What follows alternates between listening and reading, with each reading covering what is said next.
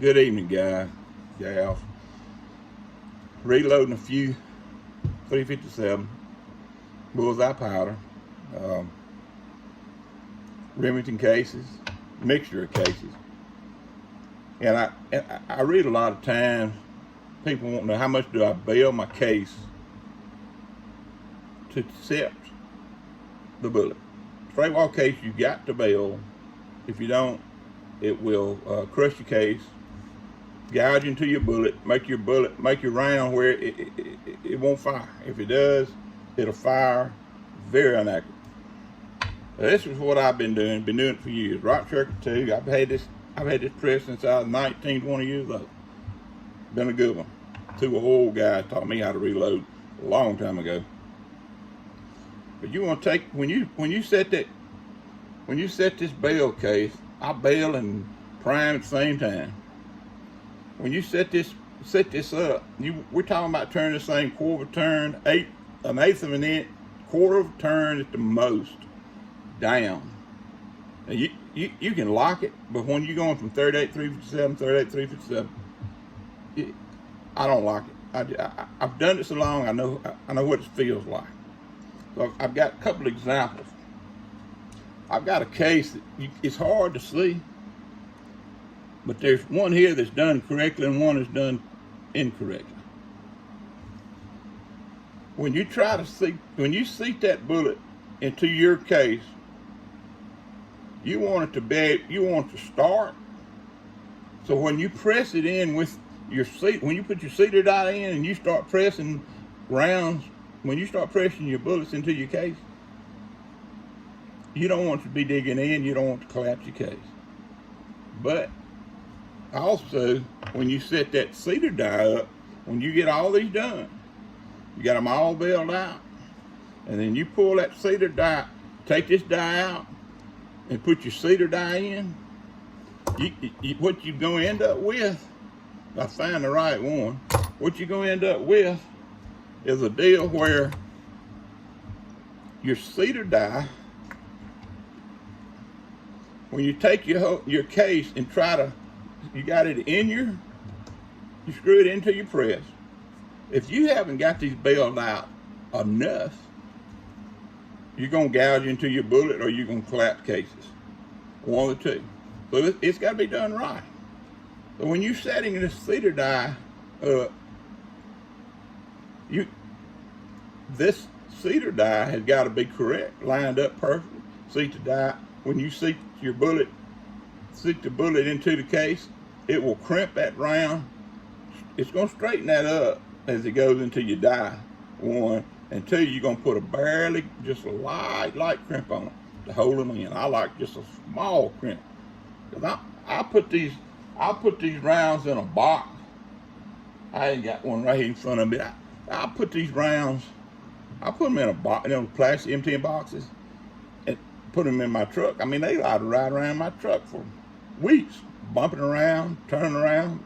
Jack Russell turning them over. I mean, I like the little crimp. All right, we're gonna take it. We're gonna put this bail die in. We're gonna set it to when we seat this hole into this die. We want this hole, this case, where it will barely start. You can take that bullet and you can put it in there. It won't. But you know you're doing it right or wrong, and the question always is how much. You take your seater die, and if you can take that case and press it in your seater die, if it's hard like that one, I mean that's really on too much side. What you want, you're looking for a case that you feel it, it won't fall in, but you got just enough friction, and you can feel the friction on it. You've done this long enough. You know it's an active feel. You can read all the manuals you want. I mean, I got them stacked up everywhere. I try to read every manual I get my hands on, but it all goes back to feel. You got that certain feel that you're looking for. So when you take this case, after you bailed it out, you put a primer in, all your cases, you pull your bale die out, and you put your cedar die in. You're wanting the case, after you put the bullet powder and the bullet on top, you're wanting it to just slide right in, very little friction, just enough to where this case, when you match the two together,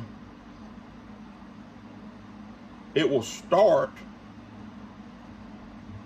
the bullet will start into the case without crushing the case or cutting into the bullet. Accuracy, safety, a lot of bad things happen when you start crushing cases. You don't want to do that. But when you're setting your dies up, remember, it's touch. You want to feel, when you turn this die down, we're talking a quarter of a turn. RCBS Spear Manual says quarter of a turn, all of them about a quarter of a turn. Eighth of an inch is just a very small amount, okay? But you just barely want to, and you're looking for a happy medium where you got this case. Once you get it bailed out where you can take the bullet, it'll set in the case and still start into your cedar die with enough friction that it won't fall out. But you don't want so much friction that you have to press it and make it go in. You're overworking your metal in your cases. If you do it too much, I can make it work, but I'm overworking the metal in my cases. I'm cutting down the life expectancy of this case by overworking it, bending it back and forth, back and forth. I'm not taking care of my cases like I should. I'm not going to get the number of reloads that I want to out of a case. Plus, it makes it. If you gotta make something work when you're at low ammo, that's bad juju. You don't want to make stuff work. You want it to work properly. But that's my hint for today. Use your cedar die as you are using and setting your bale die to bale your cases, prime your cases. Use your cedar die to make sure that you've got your bale die set correctly, so you won't have any problem when you start seating your ammunition in your case. Thank y'all. Y'all have a great day. Appreciate everything y'all do.